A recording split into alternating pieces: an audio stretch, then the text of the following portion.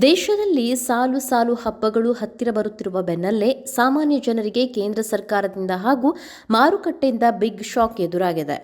ಕೇವಲ 5 ದಿನಗಳಲ್ಲಿ ಸಕ್ಕರೆ ಮತ್ತು ಬೆಲ್ಲದ ಬೆಲೆ ಗಗನಕ್ಕೇರಿದ್ದು, ಗ್ರಾಹಕರು ಹಾಗೂ ಸಿಹಿ ತಿಂಡಿ ತಯಾರಕರು ತೀವ್ರ ಸಂಕಷ್ಟಕ್ಕೆ ಸಿಲುಕಿದ್ದಾರೆ.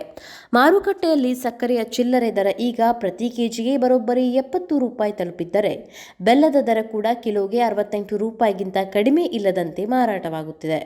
ಕೆಲವೇ ದಿನಗಳ ಹಿಂದೆ ಬೆಂಗಳೂರಿನ ಸಗಟು ಮಾರುಕಟ್ಟೆಯಲ್ಲಿ 52 ರೂಪಾಯಿ ಆಸುಪಾಸಿನಲ್ಲಿದ್ದ ಸಕ್ಕರೆ ಬೆಲೆ ನೋಡುತ್ತಿದ್ದಂತೆ 64 ರೂಪಾಯಿಗೆ ಜಿಗಿದಿತ್ತು.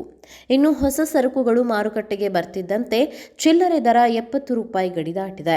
ಇತ್ತ ಮಂಡ್ಯದಲ್ಲೂ ಕಬ್ಬಿನ ಪೂರೈಕೆ ಕೊರತೆ ಹಾಗೂ ಕಾರ್ಮಿಕರ ಅಭಾವದಿಂದ ಬೆಲ್ಲದ ಉತ್ಪಾದನೆ ಕುಸಿದಿದ್ದು, ಕ್ವಿಂಟಾಲ್ ಬೆಲ್ಲದ ಬೆಲೆ ಬರೋಬ್ಬರಿ 2,000 ರೂಪಾಯಿಗಳಷ್ಟು ಭಾರಿ ಏರಿಕೆ ಕಂಡಿದೆ. ಈ ಬೆಲೆ ಏರಿಕೆಯು ರಾಜಕೀಯ ವಲಯದಲ್ಲೂ ತೀವ್ರ ಚರ್ಚೆಗೆ ಕಾರಣವಾಗಿದೆ. ಸರ್ಕಾರದ E20 ಅಂದರೆ ಎಥೆನಾಲ್ ಮಿಶ್ರಿತ ಪೆಟ್ರೋಲ್ ಯೋಜನೆಯೇ ಈ ಪರಿಸ್ಥಿತಿಗೆ ಕಾರಣ ಎಂದು ಕಾಂಗ್ರೆಸ್ ಅಧ್ಯಕ್ಷ ಮಲ್ಲಿಕಾರ್ಜುನ ಖರ್ಗೆ ಅವರು ಮೋದಿ ಸರ್ಕಾರವನ್ನ ತರಾಟೆಗೆ ತೆಗೆದುಕೊಂಡಿದ್ದಾರೆ.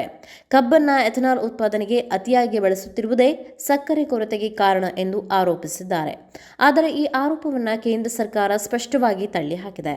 ಎಥೆನಾಲ್ ಯೋಜನೆಗೂ ಸಕ್ಕರೆ ಬೆಲೆ ಏರಿಕೆಗೂ ಯಾವುದೇ ಸಂಬಂಧವಿಲ್ಲ ಎಂದು ಗ್ರಾಹಕ ವ್ಯವಹಾರಗಳ ಸಚಿವಾಲಯ ಸ್ಪಷ್ಟಪಡಿಸಿದೆ.